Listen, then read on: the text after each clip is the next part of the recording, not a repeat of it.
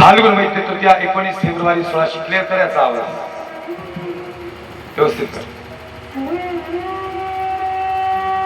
महाराजांचा जन्म झाला आणि महाराष्ट्राला वेगळं वलय निर्माण झाला. त्या थोडा कडक कर आवाज आणि थोडा इफेक्ट. आणि पाहता पाहता शुभाराजांचं वय वर्ष झालं 10 वर्ष. मी तिथं आज कमी ठेवा. आणि वयाच्या 10व्या वर्षी महाराजांचं पहिलं लग्न झालं. वयाच्या 10व्या वर्षी पहिलं लग्न झालं महाराजांचं. आपली 35शी अजून रिक्षा नाही. 10व्या वर्षी महाराजांनी पहिलं लग्न केलं. आई साहेब म्हणता शुभा अरे करावं लागेल तुला लगीन.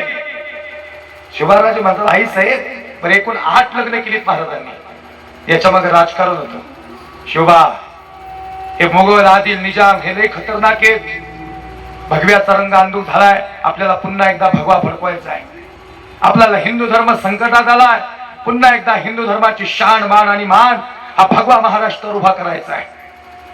शुभाराज म्हणतात आई साहेब वयाच्या 10व्या वर्षी सिंदखेड राजा जाधव घराणं आपलं घराणं शुभा आपलं सकल निंबाळकर घराणं मोहिते घरात.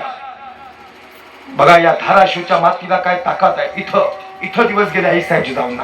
भूम परांडा जवळ आहे पुण्याच्या. पुत्र भावा ऐसा गुंडा ज्याचा तीही लोकी शिंदा.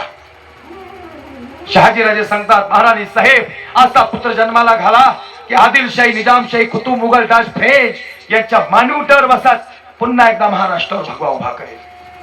आणि खरंच छत्रपती शिवाजीराजे जन्माला आले आणि पुन्हा एकदा सनई चोखडे वाजू लागले. पाना फुलांना भर आला.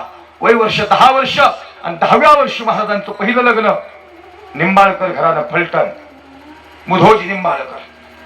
मुधोजी उद्या कन्येला गडावर घेऊन या. चुकलंय काही साहेब आमचं या मुधोजी. मुधोजी निंबाळकर म्हणतात आणि मुधोजी निंबाळकर कन्येला गडावर घेऊन. त्या कन्येचं नाव आहे महाराणी सईबाई छत्रपती धर्मवीर संभाजीराजांच्या आई साहेब. लक्ष तर नाही का. हे नैमित्तिक कीर्तन आहे आणि ह्या कीर्तनाचा या ठिकाणी अधिकार असा आहे. बसा खाली भाऊ. काय झालं सगळे तुमच्याकडे बघितलं बस काय करू.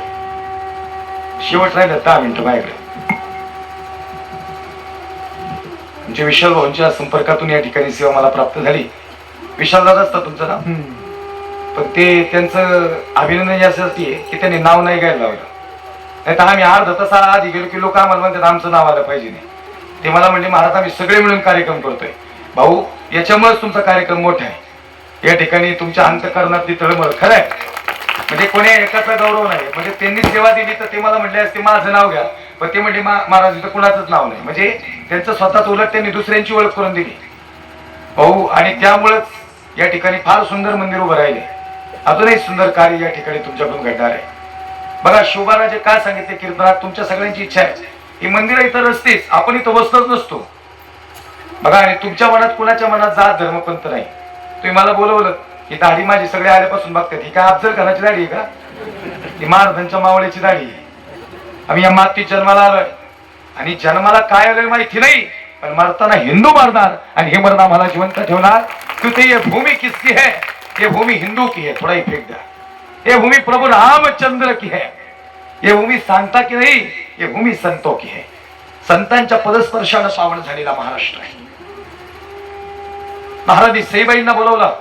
मुधोजी या कन्येला गडावर घेऊन आली सई. तुरु तुरु तुरु चालत सई निघाली आणि महाराणी सईबाई तिथं जाऊन उभ्या राहिल्या जिथं शिवबाराजे तलवार चालवतायत.